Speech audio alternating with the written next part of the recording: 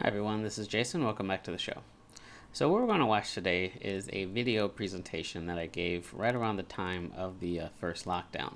This was after the school started to lock down, and this was for a local college.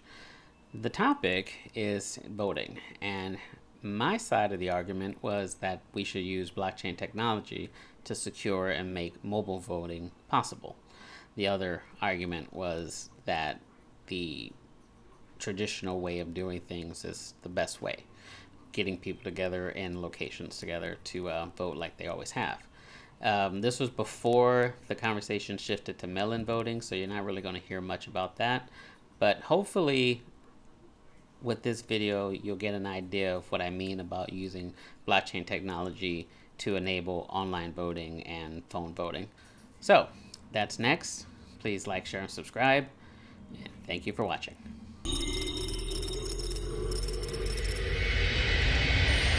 Dragon Wolf Tech. So, what we're going to talk about today is voting.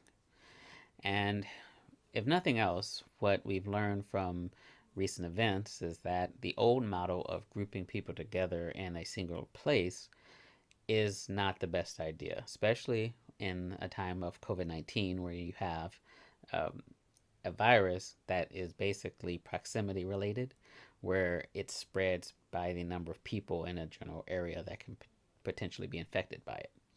Well, our current voting structure is a perfect breeding ground for having an infection spread through a large group of people and then spread into a wider area, because that voting structure requires us to go to centralized locations. So what we're going to talk about is mobile voting, using your phone or a website in order to be able to vote, and using the technology that's available to make that voting experience secure and dependable. So I voted in every national election since 2000, and I consider this a duty that every one of us as a citizen should do. Now, recently, Los Angeles County rolled out the VSAP machines, voting systems for all people. And what that was meant to do was make it so that anyone of any stature, ability, whether physically able or unable, would still be able to vote. The problem is you still had to go to a centralized location. And because we're starting to find out that COVID-19 has been in the United States since at least January, and on March 3rd of this year, we had our primary elections. And you saw hundreds, if not thousands, of people grouped together, and there was no distancing, there was no anything, because quite frankly, we didn't know. Currently, voting can take days to take weeks to be done properly. You have to pick a voting location. You have to get that location built out. And then you have to get volunteers to staff it. With the new machines, it's not as simple as it was where you just set up some paper booths and then people just come in, push a little button.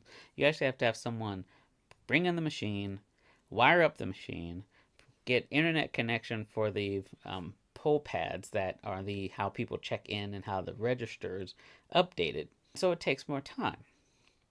You also have to remember that these systems are touchscreens.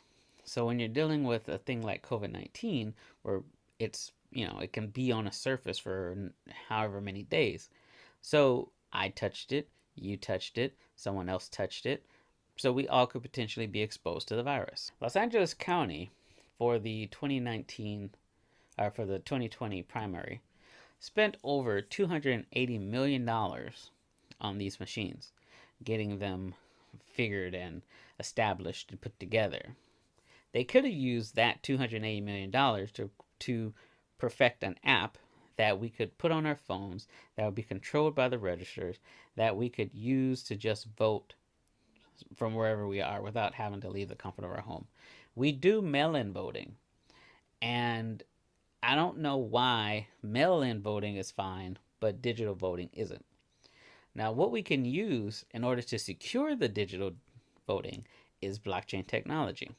Now, with blockchain technology, the data is immutable, meaning that you can't change it. Blockchain is very hard to hack because generally blockchain is decentralized and spread across the internet. It's not just in one database.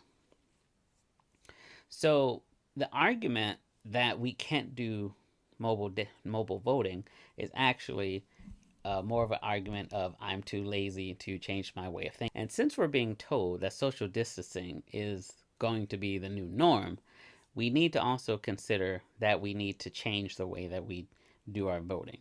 Now, you're going to have people saying that blockchain is not secure because blockchain is public. Well, that's only if you're using a public permissionless blockchain.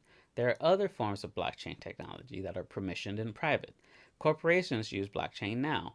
I talked to you about how we can transition to online voting and replace the need for grouping people together in large numbers in a single place. We talked about what's wrong with the current voting format and how blockchain technology can change it. I hope this will make you question how we currently perform the most important duty a citizen can perform. This is especially important in 2020 as we head into a presidential election. Thank you.